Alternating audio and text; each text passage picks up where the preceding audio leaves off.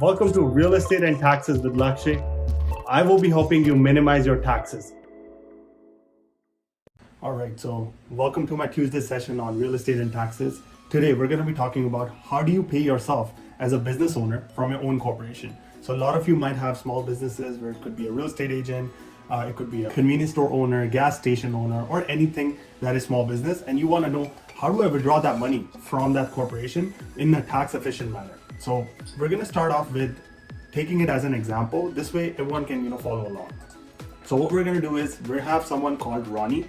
He's a small business owner and he earns $500,000 under his corporation. Now he wants to withdraw that money from his corporation. So he wants to know, how do I basically take money out and pay my own mortgage, pay my personal expenses, and anything of that sort. So he technically has three options. He can either take it as a personal loan from his corporation. Option number 2 is salary. Option number 3 is dividend. So these are the three options that we're going to circle our presentation around. So if you look at option number 1, this is the personal loan option. Personal loan is the best option because it's not subject to taxes. So if Ronnie wants to withdraw some money from his own corporation and wants to repay the loan within a year, he can withdraw it without any tax liability.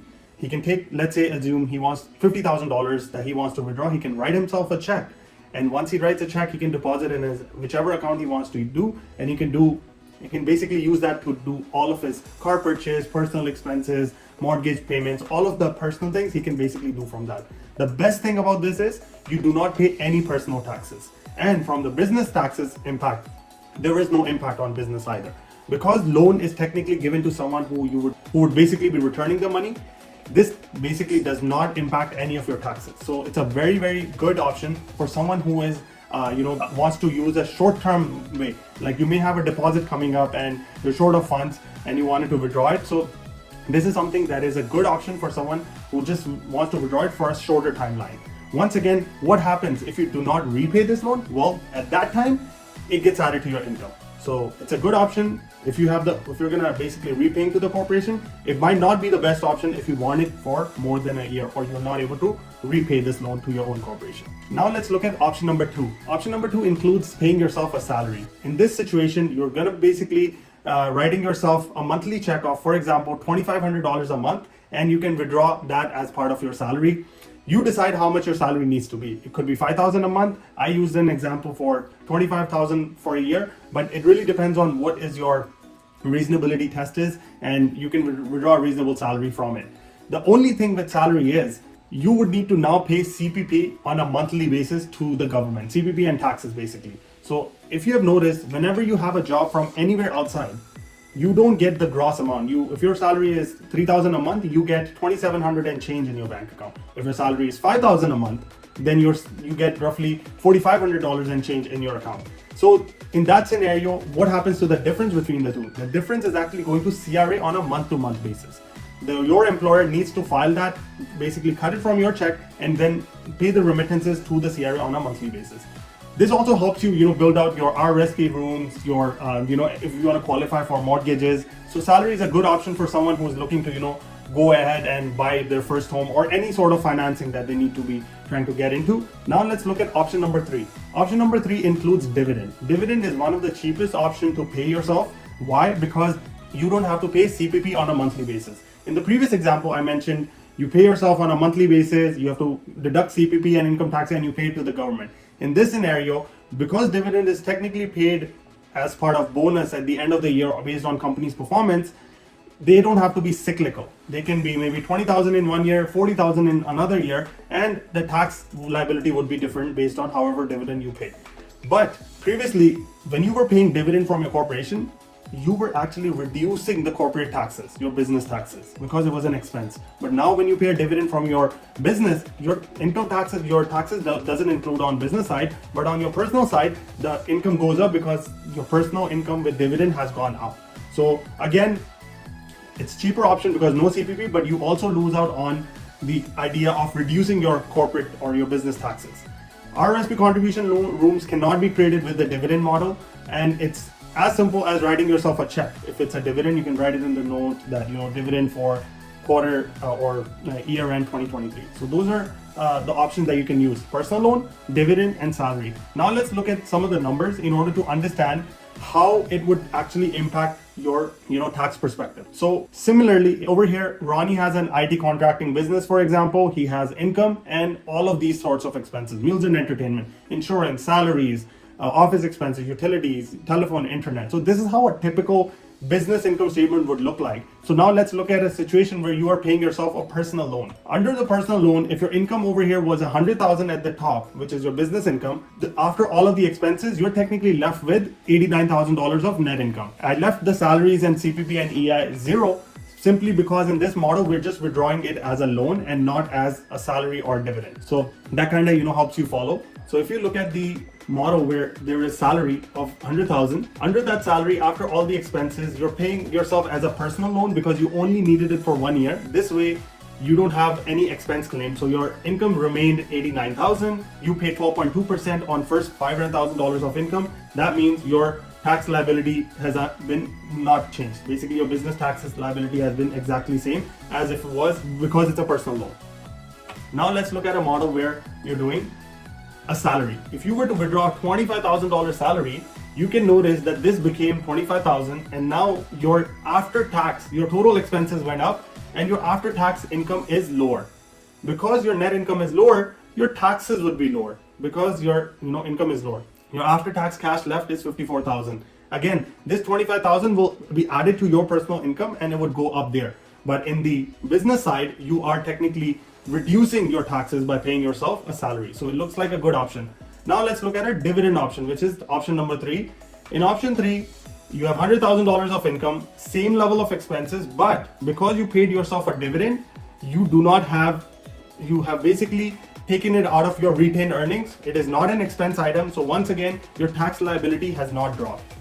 All right, so now that we have talked about the 3 cases, how you pay salary, how you can pay yourself a personal loan or a dividend, and what are the tax liabilities, I just wanted to highlight that there are 2 types of taxes. There's the business tax, which is actually business owner's personal tax, which is based on this threshold.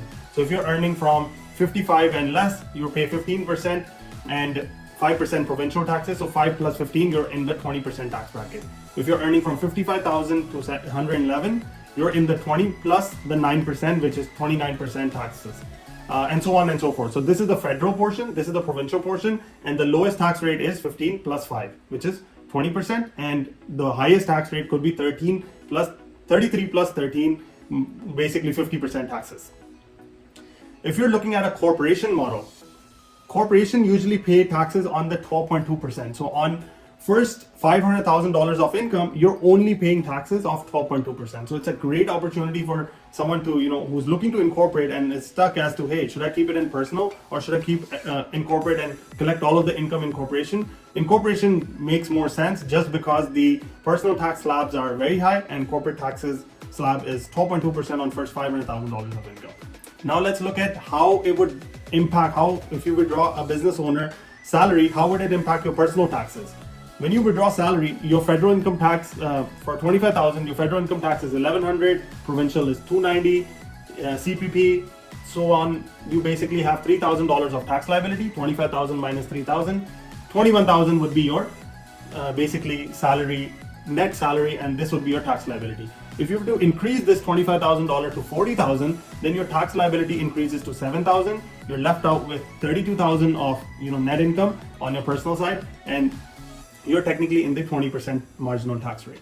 So again, 25,000, $3,000 tax liability on a personal, 40,000, $7,000 tax liability on personal side.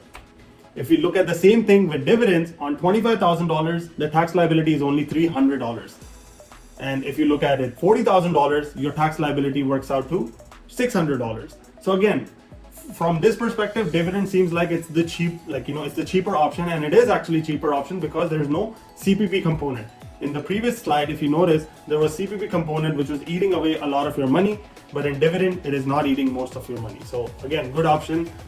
If you compare the 2, dividend versus salary, T4 is the slip that is issued for a salaried person. For a dividend person, you would issue a T5 slip. Expense on the income statement, yes, if you're paying yourself a salary, no, if you're a dividend payer. CPP and EI is applicable on salary, but not applicable on dividend. Monthly remittances of CPP and income taxes needs to be paid on a salary, but not on a dividend model. The compliance for salary is a lot higher than the compliance with dividend, because you have to make sure that monthly remittances are done. Over here, there's no monthly compliance. Your RRSP room can only be created with the salary and not with the dividend. So only the salary impacts your RRSP contribution room. The higher your salary is, the higher your contribution room will be for the following year. For dividend, it makes no impact regardless of however much dividend you're paying. You can qualify for financing under the salary.